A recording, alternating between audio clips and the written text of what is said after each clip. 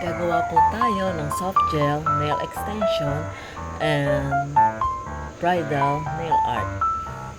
Pwede rin naman po ang acrylic extension, polygel extension, or hard gel extension.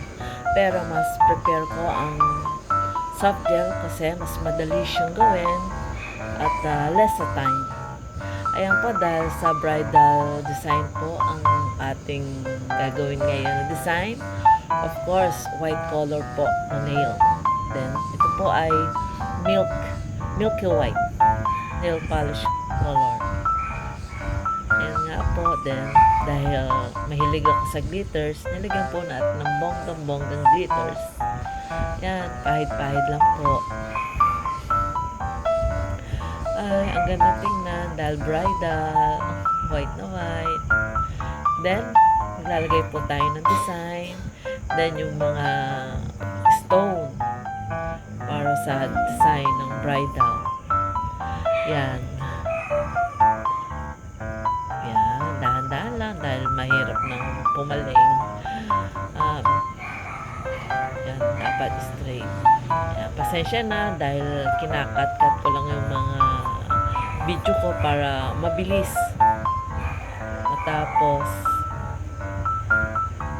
yan po, guhit lang.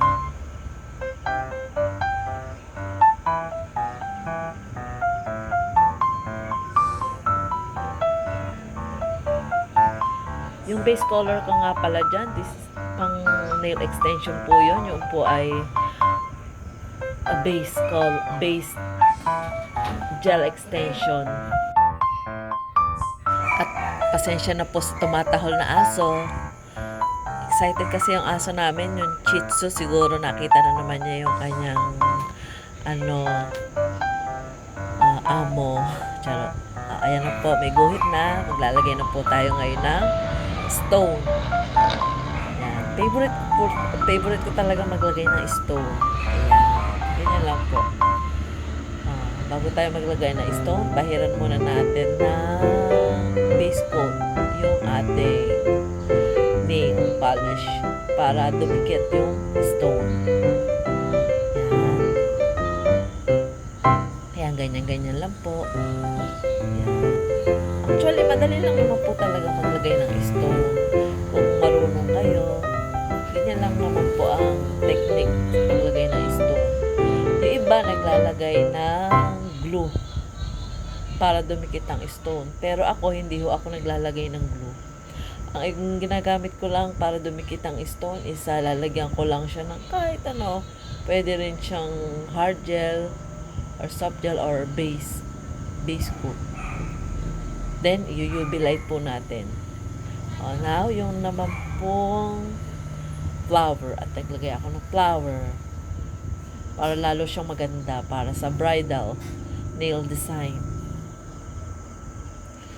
Bago ko pala ilagay yung flower, nilagyan ko siya ng base nail extension na white para dumikit yung flower. Then, UV light ko.